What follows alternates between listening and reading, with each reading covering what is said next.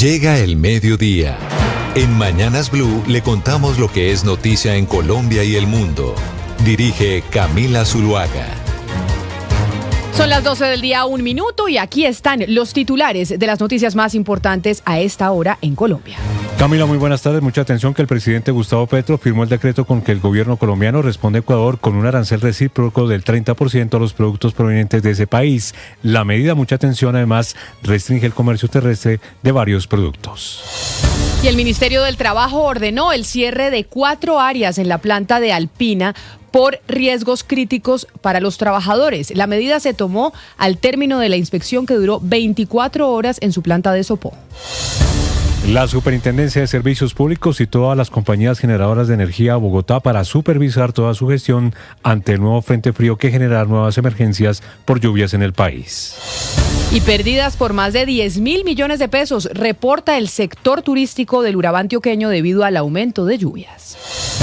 Medicina Legal confirmó la identificación plena de los restos del cura Camilo Torres luego de una década de análisis forenses y reconstrucción genética.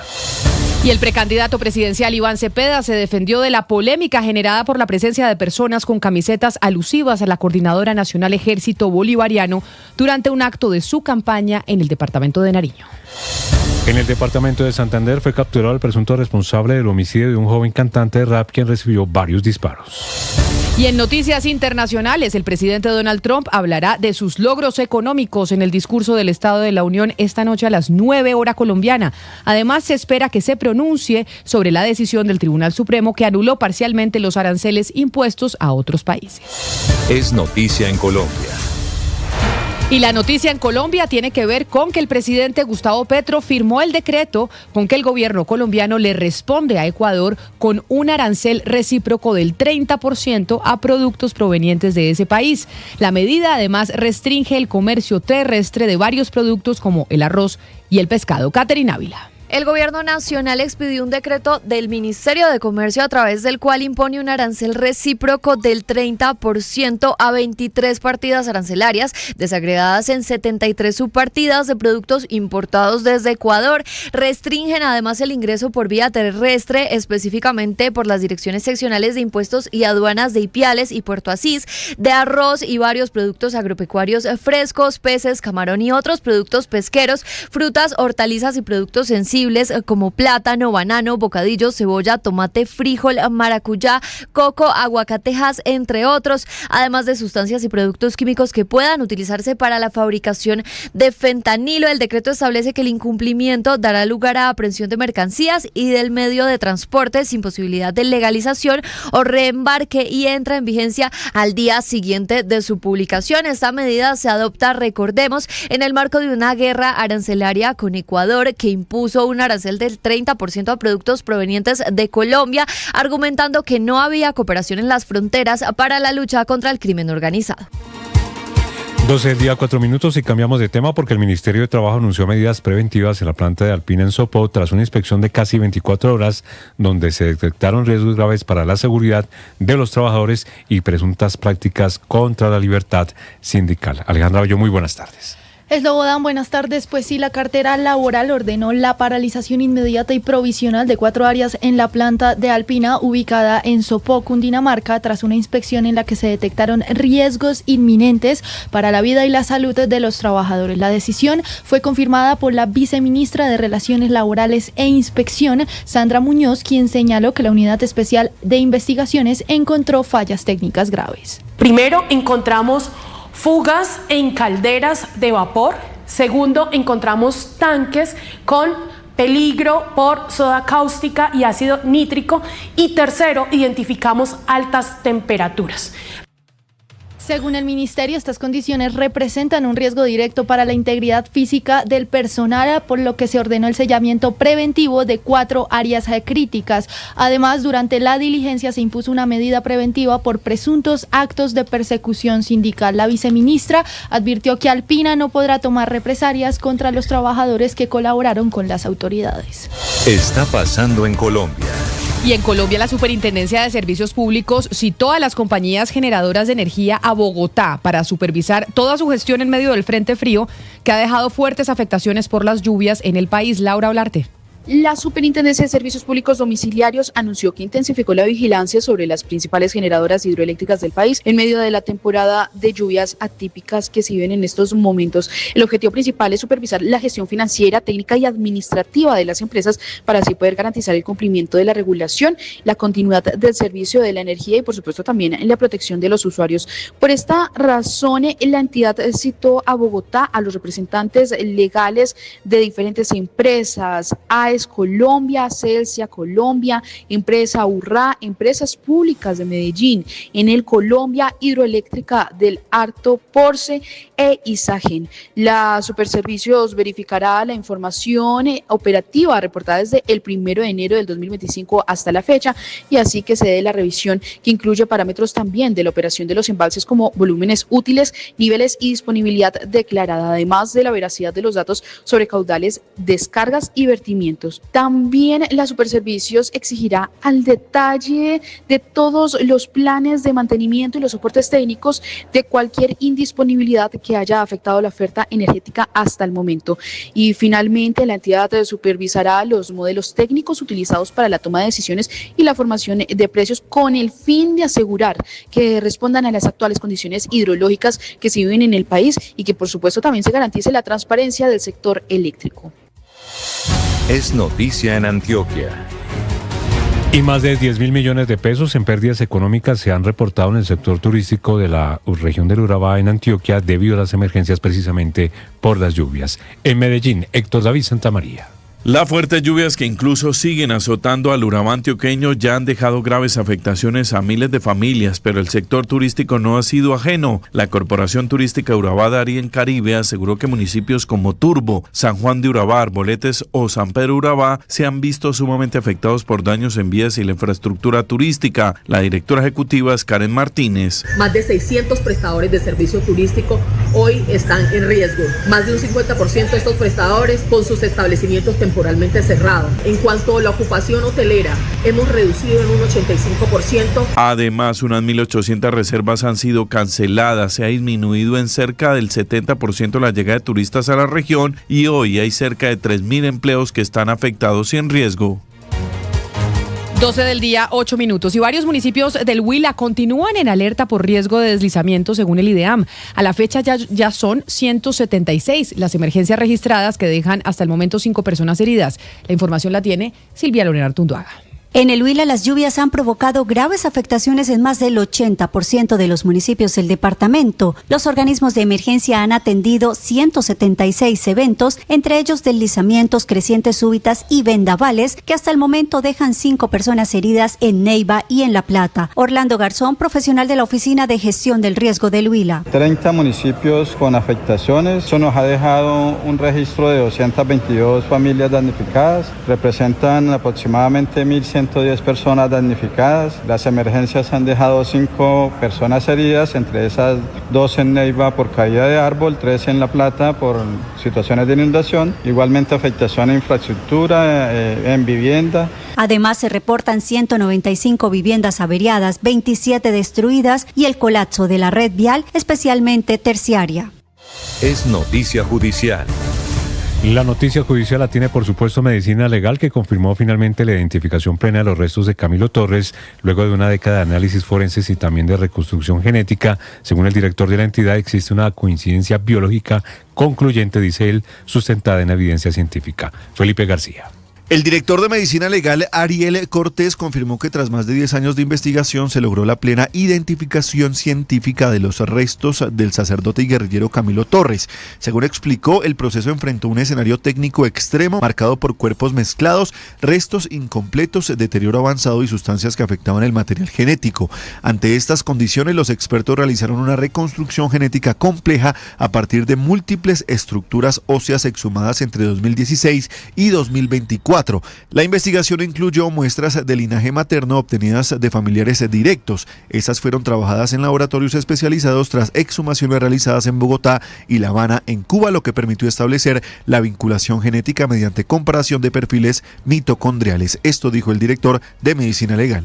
Hoy, bajo el más estricto rigor científico y técnico, el instituto confirma con una certeza de 844 millones de veces más probable que los restos analizados corresponden genéticamente a un hijo biológico de Calixto Torres Umaña y nieto de Isabel Gaviria Covaleda. El director subrayó que este hallazgo representa un hito para la genética forense en Colombia al demostrar que incluso en contextos complejos en rigor científico se puede superar el paso del tiempo. Añadió que este tipo de resultados no solo resuelven interrogantes históricos, sino que contribuyen a la verdad y a la restitución de la dignidad de las víctimas.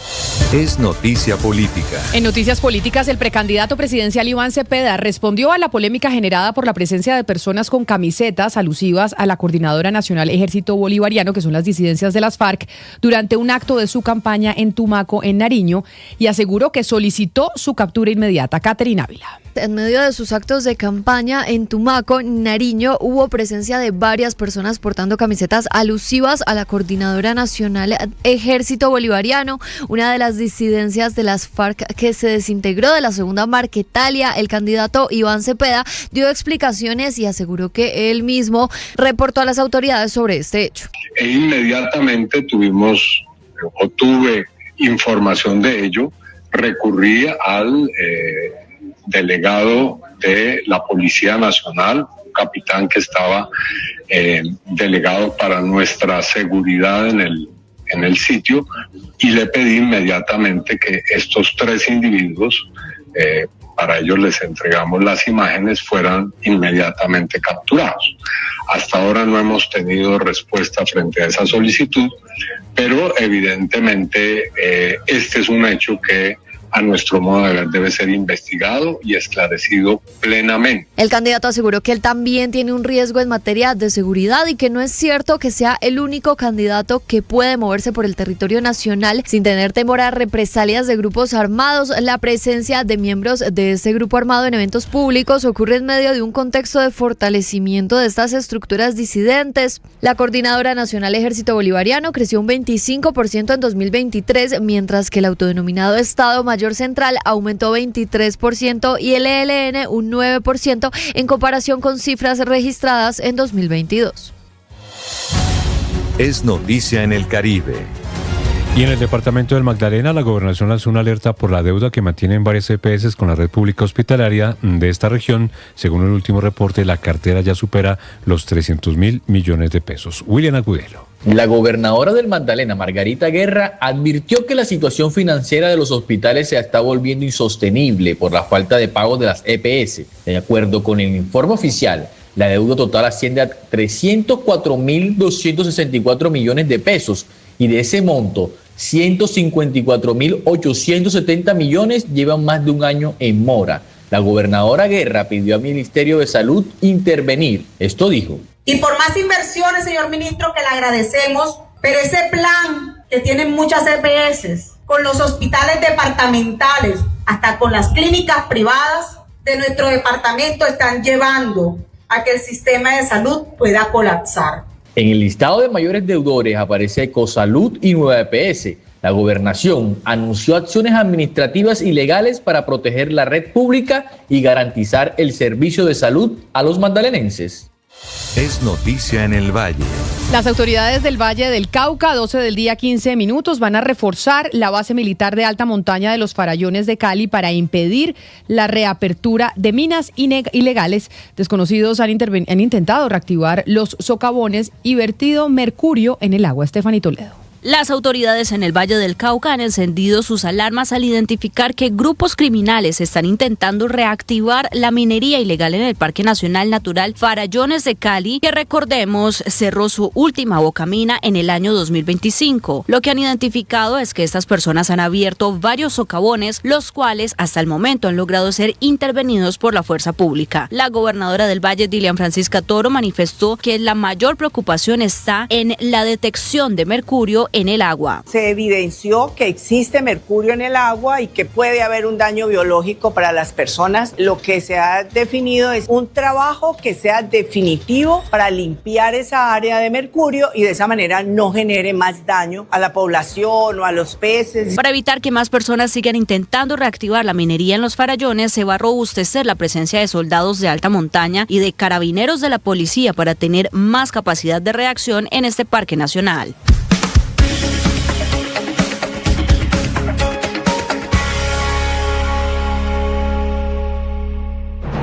que es noticia en Bogotá, Medellín, Cali, Barranquilla, Bucaramanga. En Mañanas Blue le contamos lo que es noticia en Colombia y el mundo. Dirige Camila Zuluaga. Y continuamos con las noticias del mundo, 12 del día, 16 minutos. Hoy el presidente de los Estados Unidos, Donald Trump, presumirá de sus logros económicos en el discurso del Estado de la Unión. Además, se espera que se refiera en su discurso a la decisión del Tribunal Supremo contra su política económica al anular parcialmente los aranceles. Juanita Troncoso.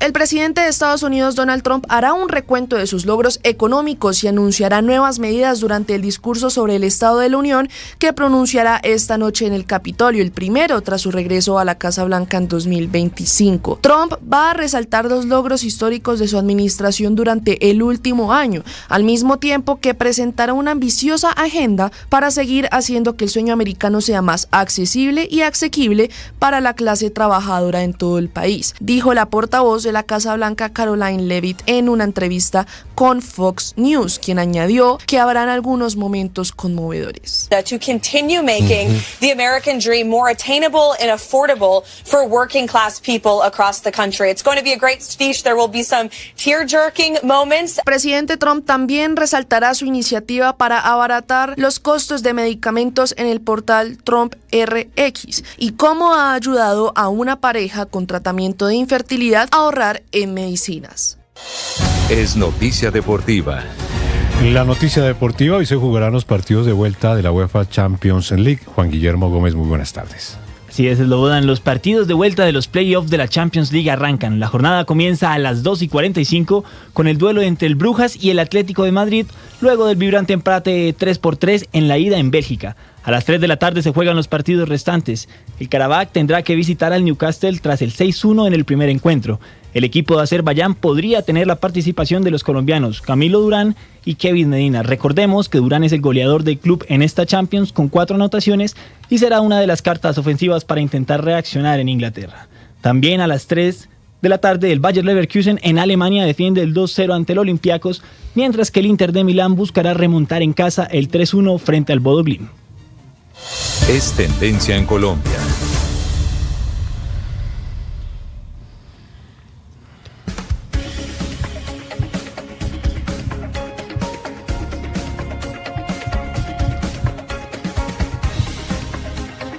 Y es tendencia en redes sociales en Colombia la cantante Juliana Velázquez por su concierto en el Movistar Arena este domingo, cerrando su gira nacional. Laura Guerrero. Así es, Camila, es tendencia en Colombia la artista Juliana tras convertirse en la primera mujer bogotana en hacer 2 Movistar Arena en su concierto La Última Noche de la Pista. El show, realizado este domingo 22 de febrero, contó con el acompañamiento de la orquesta de Lucho Bermúdez y marcó el cierre de su gira nacional, que pasó por ciudades como Bucaramanga, Barranquilla, Cali y Medellín. Durante la noche, la intérprete de la colombiana sorprendió al público con invitados especiales como Esteban Rojas, con quien interpretó Maldito Reggaetón, Jules, junto a quien interpretó Manhattan, y 4 de sus fans, con quien cantó Muchachitos. Además, rindió un homenaje a Willy Colón y a Patricia Bermúdez, hermana de Lucho Bermúdez. También incluyó canciones icónicas de la cultura, como Colombia, Tierra Querida. Uno de los momentos más destacados de la noche fue el estreno en vivo de su nueva canción, El Achantado. Con este concierto, Juliana cierra la etapa de La Pista, un álbum novela que relata las historias que se desarrollan en el bar Buenavista y que incluye éxitos como San Fernando, Flores de Primavera y La Colombiana. Laura, déjeme le pregunto, porque yo sé que esta es la tendencia en redes sociales. Quienes se conectan con nosotros a través de nuestro canal de YouTube de Blue Radio en Vivo pueden ver imágenes del concierto y además ver imágenes de ella, de Juliana Velázquez. Pero yo no tenía ni idea quién era. ¿Se acuerda de Club 10? Es la primera vez en la vida que oigo de esta cantante. Juliana era la que estaba en Club 10 junto a Aurelio Cheveroni, junto a Mary Moon. Ahí empezó, sí, ella es Juliana y desde hace muchos años Camila se volvió una cantante muy importante, ha ganado Grammys, ha llenado varios Movistar Arena, el de ayer fue el último, pero son varios.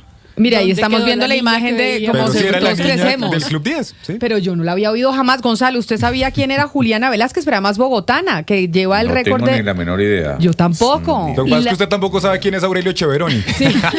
Y además es la primera mujer bogotana en llenar el segundo Movistar Arena. Pero Juliana también es actriz. También se ha desarrollado como actriz en diferentes producciones colombianas. Incluso ella hizo la canción de La Primera Vez para la serie de Netflix. No, bueno. Con Manuel Medrano es Con esa, Manuel creo. Medrano, así es. Pero los veo desinformados, Camila. pero muy desinformadas, Jenny. Yo la nos escuché acordamos por de la primera Mi abuelo vez. secreto y aquí les contamos lo de Yo la Julián. escuché por primera vez porque la llevaron a un concierto de esos de Tropipop que se reunieron como de nuevo en el Movistar Arena y la llevaron de invitada y yo no me sabía ni una canción, me pareció buenísima. Por eso las tendencias que nos trae Laura son tan importantes para que nosotros y los oyentes también se actualicen de lo Sí, que está de moda en estos momentos entre los jóvenes y en Colombia. Pero en tendencias también tenemos las elecciones a Congreso el próximo 8 de marzo y las consultas interpartidistas. Por eso vámonos con nuestros datos electorales. Les tenemos los datos y las movidas políticas de cara al 2026 y le hacemos el filtro a lo que usted se encuentra en redes. ¿Qué es verdad? ¿Qué es mentira? El dato electoral Blue. Y en nuestro dato electoral Blue hoy a las 12 del día 22 minutos, hablando de algoritmos y de tendencias y de redes sociales, Ana Cristina, es importante que los votantes sepan que un estudio de la revista Nature muestra que los algoritmos de recomendación en redes sociales aumentan la exposición e interacción con contenido político y pueden inclinar las actitudes de los usuarios hacia posturas más conservadoras. Es decir, entre usted más está ahí metido en las redes sociales, más conservador se vuelve. Mire, Camila, primero pues... No, pero que le abran el micrófono. Espérese que... espérese. Ana Cristina está en Medellín y no, tiene el micrófono apagado. Lo tiene apagado, la oímos en segundo plano. Mientras Ana Cristina se ubica, y además la vemos a través de nuestro canal de YouTube porque no la estamos viendo, lo que dice también este estudio de la revista Nature es que los efectos de las redes sociales, volviéndolo a uno más conservador en política, pueden mantenerse en el tiempo, aunque no cambian de forma significativa la identidad partidista ni la polarización emocional. Entonces, ¿qué es lo que nos hacen las redes sociales en términos políticos según este estudio? Sí. Hola Camila, mire, hay que decir primero que Nature es la revista científica más importante, pues una de las más importantes del mundo. ¿Qué fue lo que hizo? Trabajó con una universidad que es la Universidad de Bocconi en Milán y hicieron un estudio con 5.000 participantes en los Estados Unidos. Entonces, los pongo a todos a pensar en cómo funciona Twitter, porque este estudio es sobre Twitter. Usted sabe, Camila, que hay una parte que dice para ti. Es decir, las recomendaciones que le están haciendo a usted con base en lo que a usted le interesa. Pues no necesariamente siempre está en lo que a usted le interesa, sino que ese para ti se supone que lo que busca es que se aumente la interacción, pero también orienta claramente tendencias políticas. Entonces, este seguimiento se hizo durante 7 semanas. Ese feed que se llama para ti, lo que tiende, según este estudio que publicó Nature, es llevar a los usuarios hacia tendencias de derecha y más conservadoras. ¿Qué dice? Que el algoritmo, que es muy claro que el algoritmo pues no convierte, no crea identidades políticas, pero sí impone prioridades, es decir, le está hablando usted todo el día de algo la reiteración, y lo que hace es armar el marco informativo que usted tiene en su cabeza. Entonces, con ese marco informativo, usted empieza a crear esa opinión política.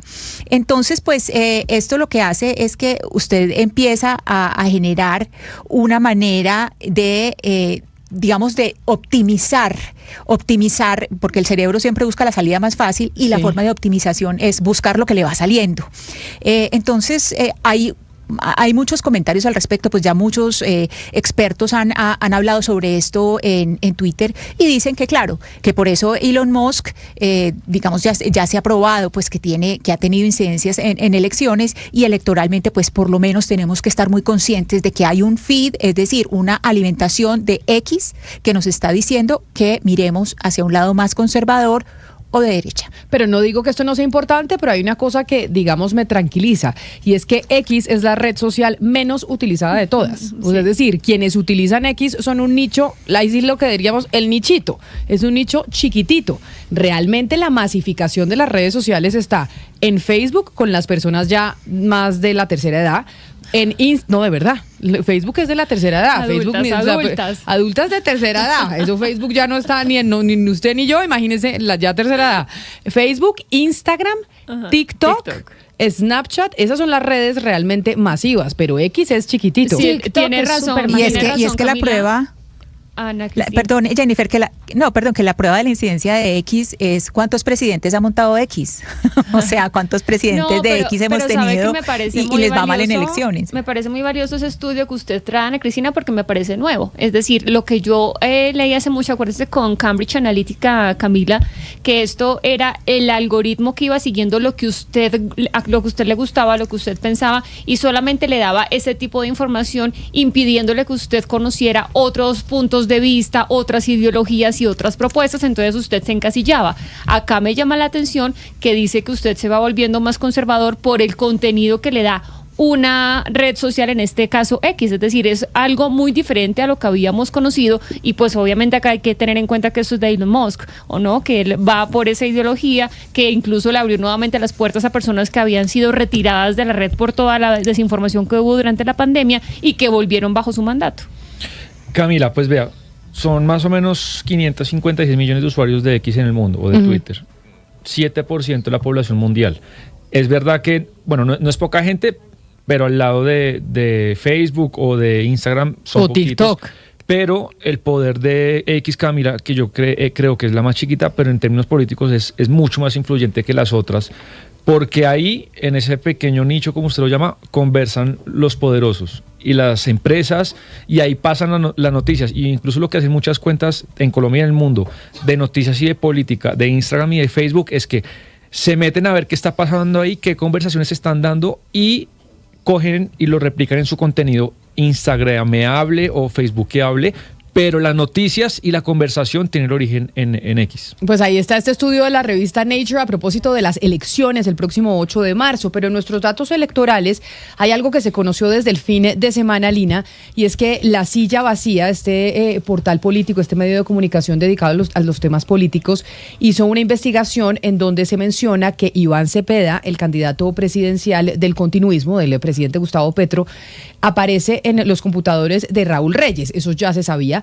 y que no fue ningún montaje, y eso es lo novedoso, porque en su momento, cuando se encontraron esos computadores de Raúl Reyes en territorio ecuatoriano, era época del gobierno Álvaro Uribe, se dijeron que esas pruebas y esos computadores, como se había perdido todo el tema de custodia, ¿cómo se dice? Sí, custodia. Sí. Toda la custodia de los computadores, la cadena de custodia, habían sido manipulados, y que por eso no era cierto el hecho de que Iván Cepeda apareciera dentro de esos computadores en algún tipo de mensajes con miembros de la guerrilla de las FARC. Lo que dice el informe de la revista de La Silla Vacía es que esos computadores no fueron manipulados, y que efectivamente el nombre de Iván Cepeda sí apareció en esos computadores con mensajes de parte de miembros de las FARC. Exactamente, Camila, y en ese sentido se ha recordado un comunicado que en ese momento, eso fue el año 2008, pues también salió de la Interpol, y es un comunicado que en su momento, y quiero citar lo que dijo la Interpol,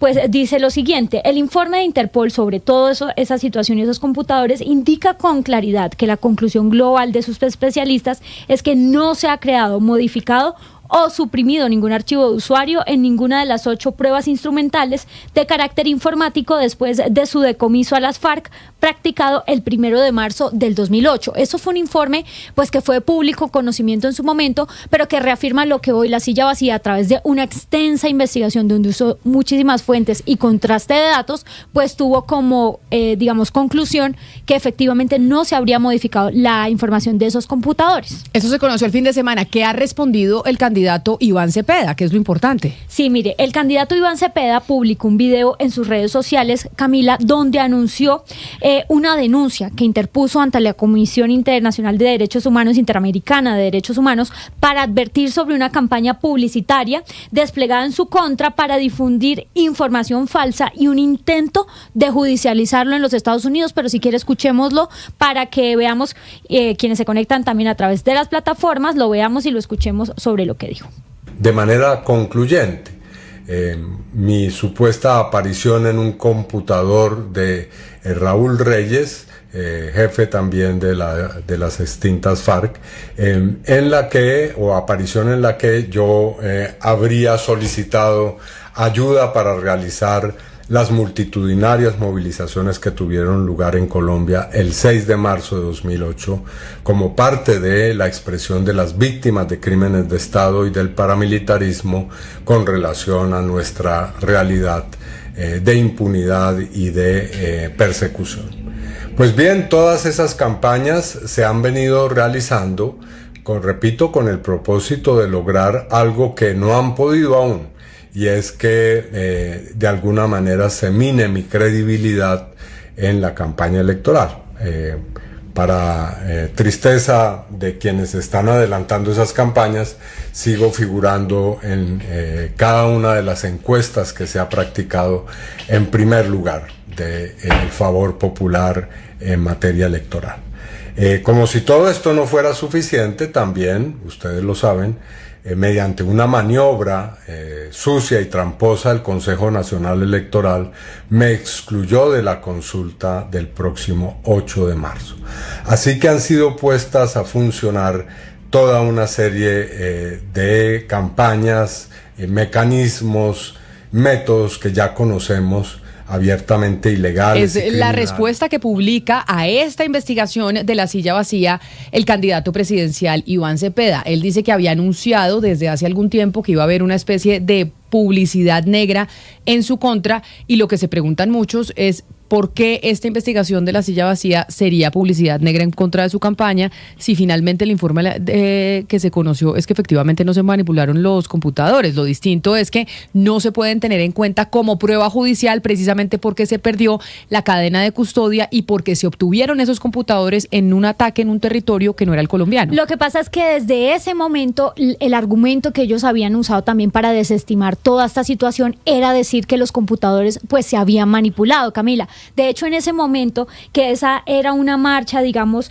en favor de la paz que Cepeda estaba liderando y que digamos, lo que se dice es que en esos computadores él pidió la ayuda de en ese momento el grupo guerrillero para que apoyaran esa marcha y participaran activamente. En ese momento fue también un alfil del uribismo, el senador José Obdulio Gaviria, quien hizo esas denuncias, y en ese momento el mismo Cepeda, dice además la silla vacía que retrata todo ese capítulo, le pidió a José Obdulio Gaviria que se retractara de vincular su movilización con las FARC.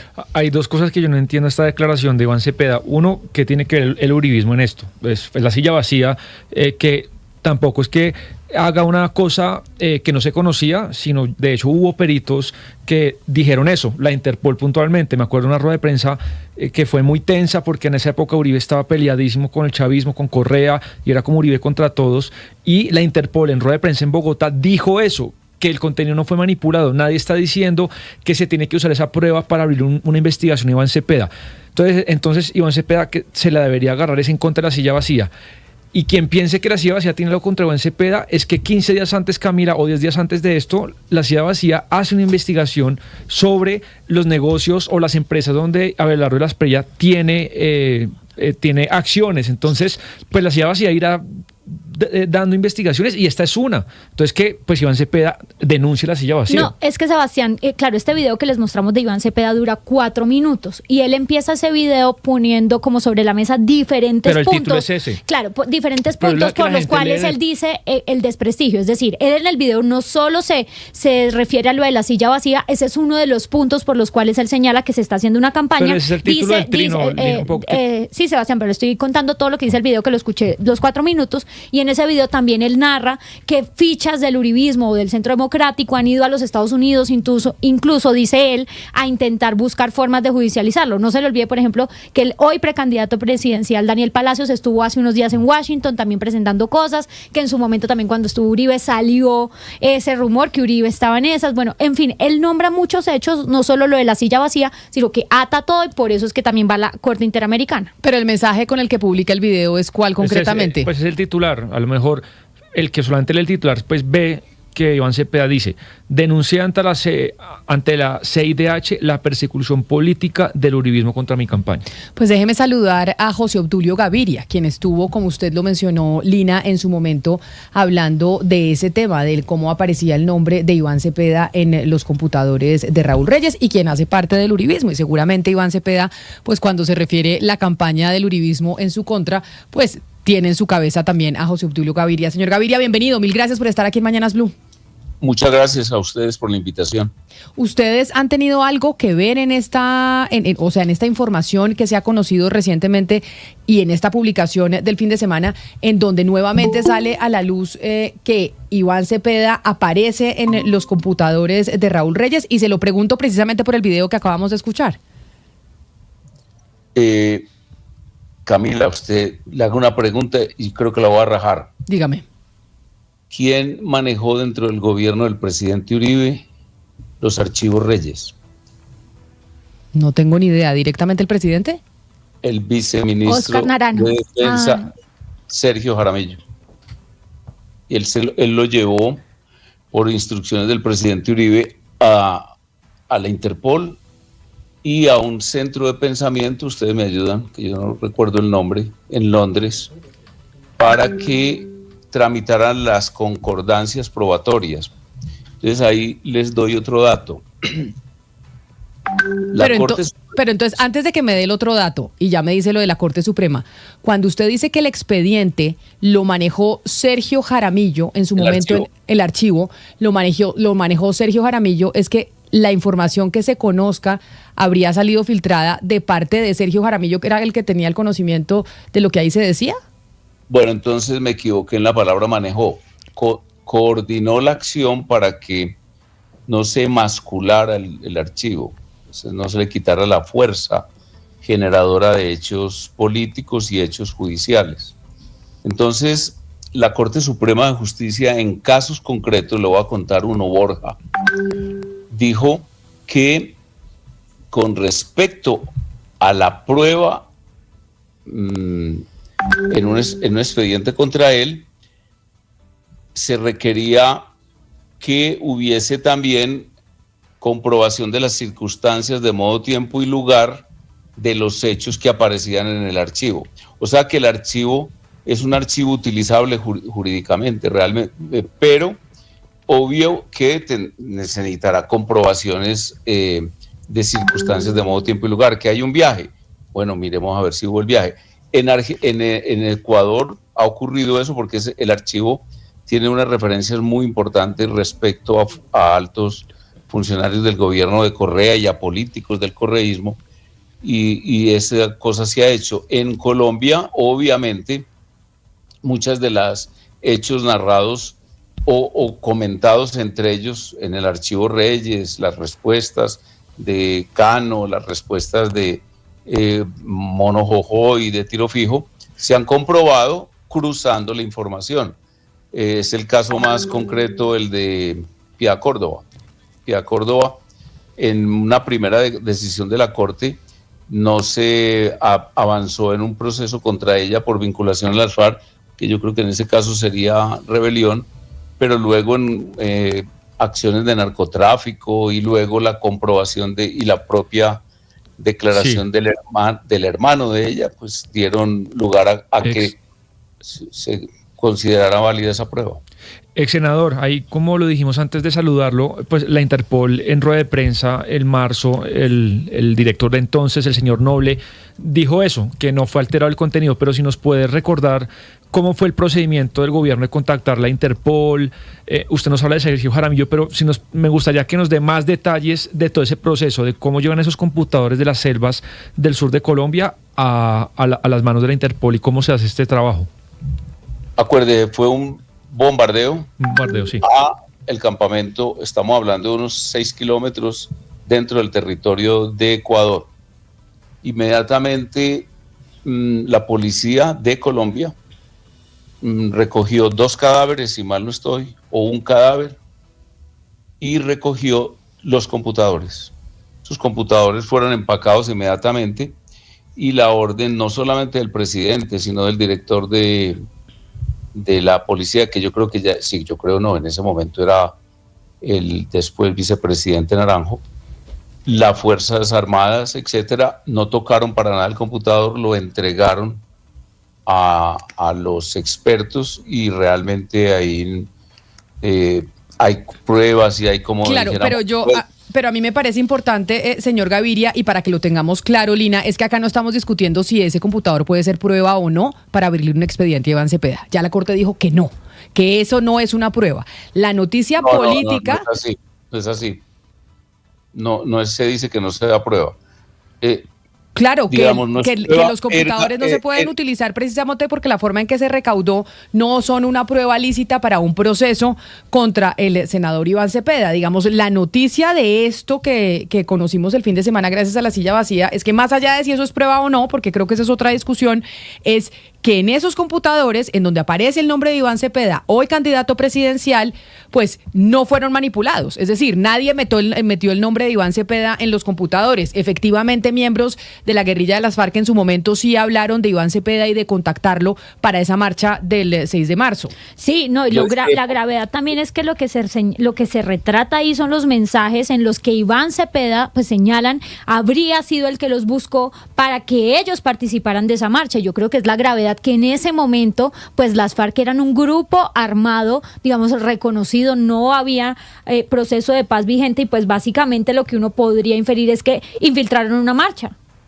Yo discrepo de lo que dice Camila. La verdad es que la Corte no habla así y de hecho las averiguaciones con respecto a los hechos o a las narraciones del archivo se pueden adelantar perfectamente y se pueden probar. Y yo creo que y eso va a ocurrir. Va a ocurrir no solamente, yo creo que el señor Cepeda sí tiene por qué estar asustado. Eso puede trascender a la investigación que hoy hacen los Estados Unidos, los fiscales de distrito de Nueva York, etcétera, respecto a tantos hechos criminales que hay narrados allá. Es que recuerden que en el momento en que se obtienen esas pruebas, o por lo menos los computadores, se devela una cosa gravísima, y es que Chávez había acordado con Reyes, y a través de un señor que fue alcalde de San Salvador, ustedes me acordarán el nombre, es muy famoso, que transfería o entregaba en especie $200 millones, una primera entrega en especies en petróleo, para que Alba Petróleo los negociara y los entregara físicamente y en dinero a las FARC. Eso, hay unas afirmaciones gravísimas. Por ejemplo, toda la afirmación respecto a Cepeda y la marcha del 6 de marzo es cierta. Eso está comprobado. Claro, pero ¿Por qué? Porque recuerde que la señora Ingrid, la argentina, lo dijo. Claro. Y acuérdense también que la JEP ha recaudado muchísimas pruebas cruzando la información de los computadores. Si los computadores no sirvieran como prueba, ¿por qué la JEP los va a utilizar? Jennifer, ¿qué dicen en los computadores de Iván Cepeda? Porque no es que haya mensajes de Iván Cepeda dentro de los computadores, sino que se menciona al senador Cepeda. Pedido de Iván Cepeda, sí, para ser claros. Es después de ese bombardeo que se da en Ecuador, y acá lo cita la silla vacía, entrecomillado. Dice lo siguiente, esto es del 18 de febrero de ese año, que es 2008. Dice, por pedido del compañero Iván Cepeda, estoy coordinando la unidad de las marchas que se harán en todos los países. Este mensaje lo escribe, como dice el señor José Obdulio Gaviria, Ingrid Storgen, que es la vinculada a la estructura internacional de las FARC. Al parecer ella estaba tratando de coordinar, lo menciona ahí, es como la mención que hacen de él. Entonces creo que era director del Movice, que era el movimiento de víctimas de paramilitares y crímenes de Estado, que es una marcha que ellos empiezan a mover luego de la marcha que fue multitudinaria contra las FARC. Entonces, después de esa marcha contra las FARC, este otro grupo, la otra parte ideológica del país, empieza a mover esta marcha, y ahí es donde las FARC tratan de infiltrar esa marcha que había sido movida por víctimas de paramilitares y de crímenes de Estado. Y de hecho, en la silla vacía, Camila, también se recuerda las chuzadas del DAS, en donde el DAS trató de meter a las FARC en esa marcha, es decir, tratar de relacionarla para deslegitimarla.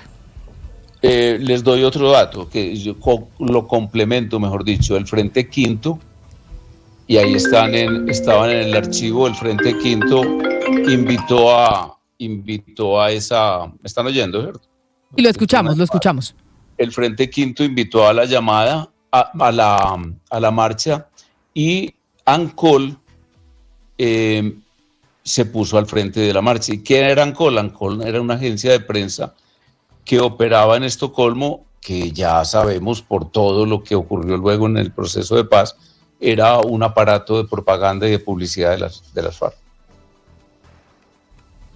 Sí, mire, doctor José Obdulio, en ese momento yo decía que a usted el senador Cepeda le pidió retractarse, pero lo que vemos hoy en día es que usted dice esa marcha y digamos, usted se sostiene y dice esa marcha fue infiltrada y hoy usted no se retracta sobre eso. Siempre me sostuve, ¿no? Y es que yo he recibido...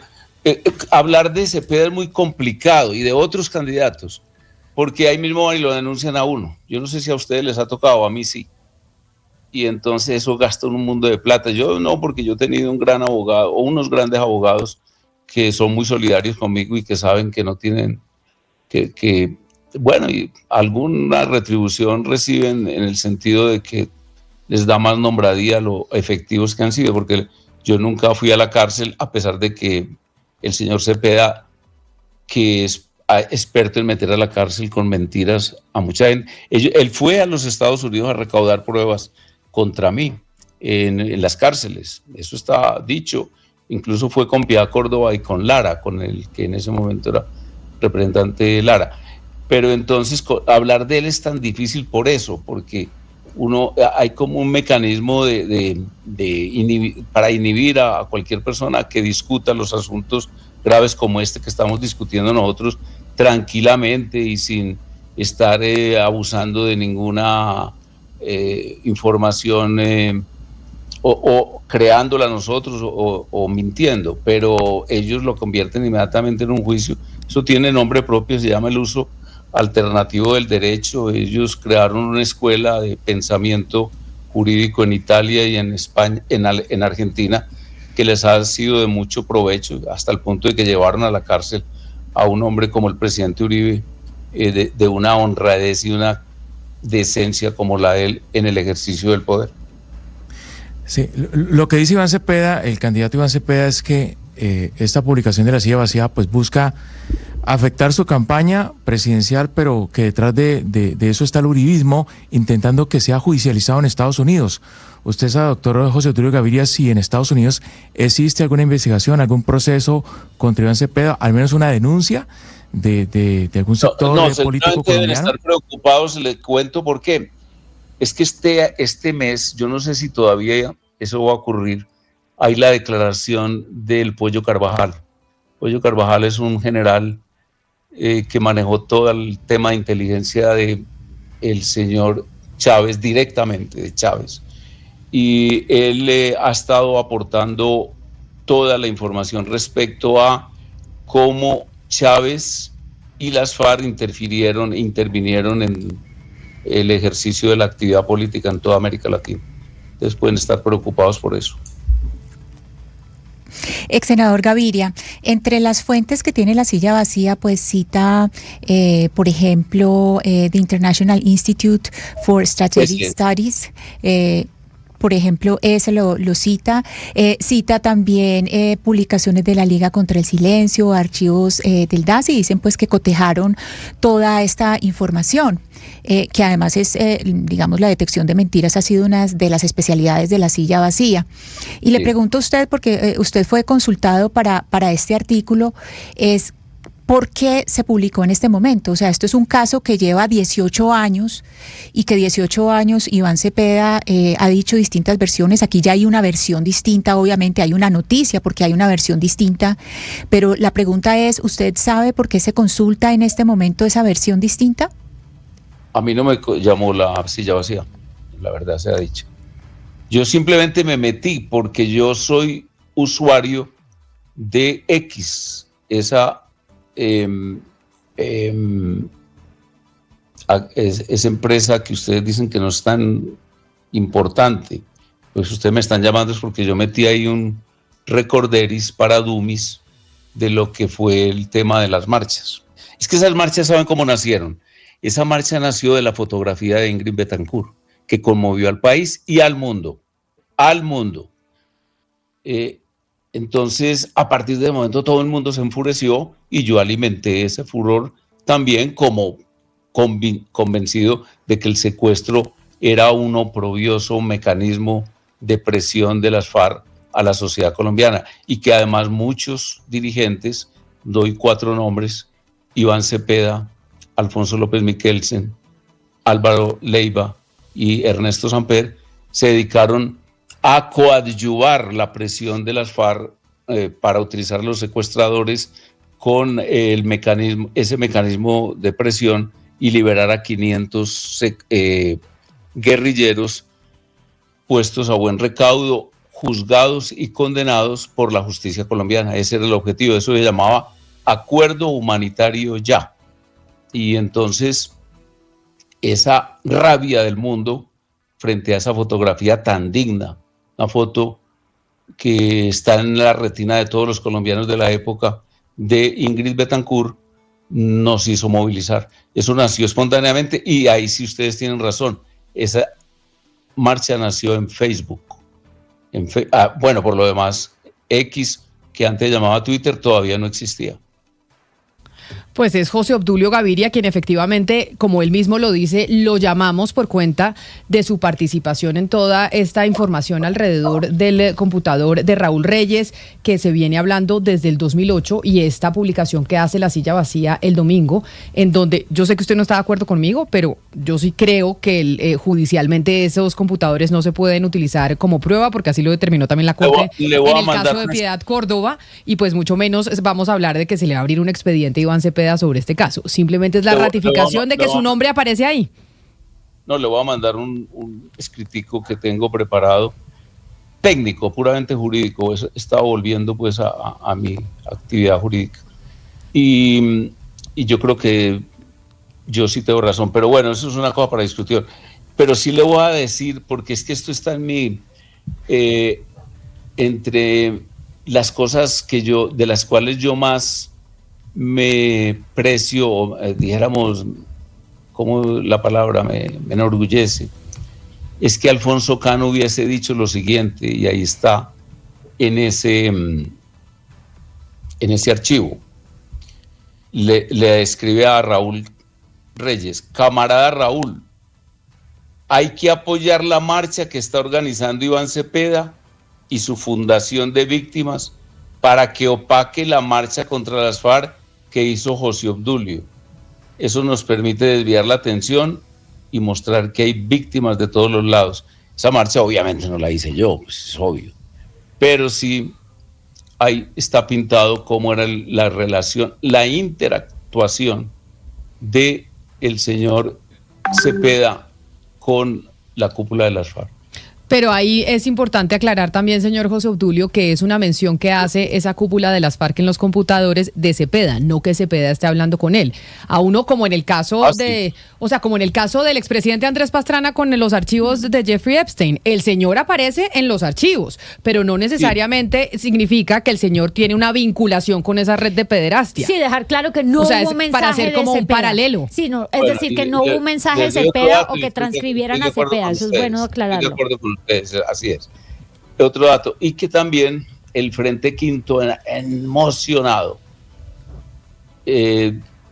comenzó a publicitar la marcha, a pedir mucha participación. Y que Ancol, que además Cepeda dijo, eso no es de las FARC, y que todos sabemos hoy que era de las FARC, eso ya acabó, también se puso al frente de la marcha. Y que Ingrid, que era una especie de embajadora de las FARC en el mundo, también hizo lo propio.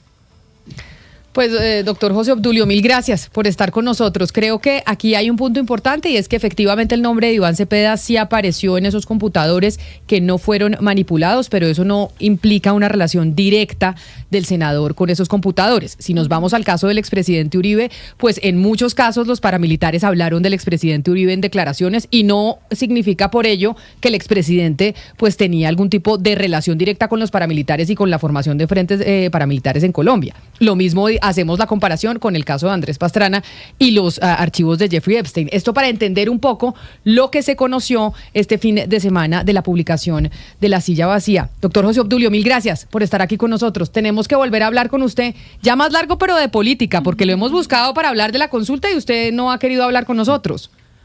La consulta no, me llamaron fue a hablar de una carta de la Fori, yo no quise darle. Sí, señor. Pues ya teniéndolo, Camila, ¿por qué no aprovechamos y le preguntamos de una vez cómo vio esa situación? Exacto, usted, no, pero no, la carta de la Fori ya es vieja. Pues, preguntémosle, es por la consulta del 8 de marzo, el que está tan metido en política, que es muy buen lector Se le estaba político. haciendo mucha fuerza Pinzón. Exacto. sabe leer el momento político. Correcto. Entonces, ¿usted cómo ve, doctor José Obdulio, antes de despedirlo?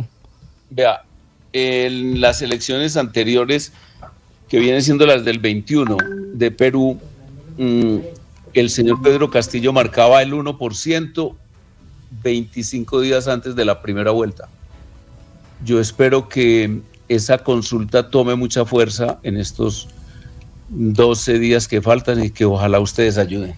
Me parece que es importante que esa consulta obtenga muchos votos. Ha habido una campaña muy interesante, muy bien jalada, muy rica además de varias campañas para evitar que la consulta, la gran consulta por Colombia, tome fuerza. Yo espero que sí la tome. ¿Cuántos votos necesita esa consulta para que se posicione el candidato? Exacto. ¿Usted cree que un éxito sería cuántos votos de esa consulta? No, el rasero es alto, el baremo, imagine que nosotros sacamos 6.500.000 votos con la consulta que eligió a 5.500.000 a Iván Duque como candidato. Y si vamos a hablar de cuántos votos debiéramos tener, porque esta vez hay 3 y hay además 2 candidatos muy fuertes, que es el candidato de la ultraizquierda, el señor Cepeda, de las fuerzas y de corrientes que apoyaron a las FARC, de los amigos de las FARC, y que están muy fortalecidos. Colombia, yo creo y diagnostico que la verdad es que la masa crítica del marxismo y del socialismo del siglo XXI, del Foro de Sao Paulo, es enorme hoy en Colombia. Entonces, la consulta necesita siquiera 5.500.000 votos. Pero y entonces, antes de despedirlo, ¿usted cree que es posible que el candidato de esa consulta, si sale fortalecido con los votos que ustedes esperan, puede ser la opción que se imponga en la derecha, por ejemplo, sobre Abelardo de la Espriella? Porque usted me habla de la ultraizquierda, pero la ultraderecha que está Abelardo, ¿creen que esa consulta y el que salga de ahí puede ganarle a Abelardo? Me remito a lo del 18. En el 18 la consulta no sonaba tan importante porque el candidato que Santos tenía era muy fuerte, que era nada menos que Germán Vargas Lleras. Y había otro candidato fuerte en ese momento que era Sergio Fajardo. Inmediatamente ganó la consulta Iván Duque Márquez. Se subió a 15% y de ahí en adelante fue constante su crecimiento. Eso puede ocurrir. Hoy el solo hecho de ganar esa consulta con una buena votación pone de tercero al candidato de la consulta y lo pone además en la posición de obtener el triunfo. Pues es el ex senador del Centro Democrático, ideólogo también, José Obdulio Gaviria. Ex senador Gaviria, gracias por estar con nosotros. A ustedes, muy amables. Ana Cristina, y a propósito de elecciones, José Obdulio Gaviria sí de verdad que es un lector importante de la política y de lo que está pasando en el país. Pero quiero preguntarle que ya quedémonos en Antioquia, tenemos debate mañana, ¿no? Para invitar a los oyentes y a quienes están en Medellín, tenemos mañana debate en EAFIT. Sí, mañana tenemos debate en EAFIT. Camila, le cuento que es con candidatos a la Cámara. Ya hay varias personas pues que han confirmado, y entre esas personas pues hay obviamente pues ya la participación de mujeres. Estamos en un proceso muy importante que es de toda la elaboración con los alumnos de AFIT y las alumnas. Estamos elaborando todo el cuestionario y pues mañana sí ya se les dijo claramente a los partidos, mañana sí o sí hay que mandar mujeres. Entonces, mañana sí vamos a tener vamos a tener mujeres en el debate al Senado.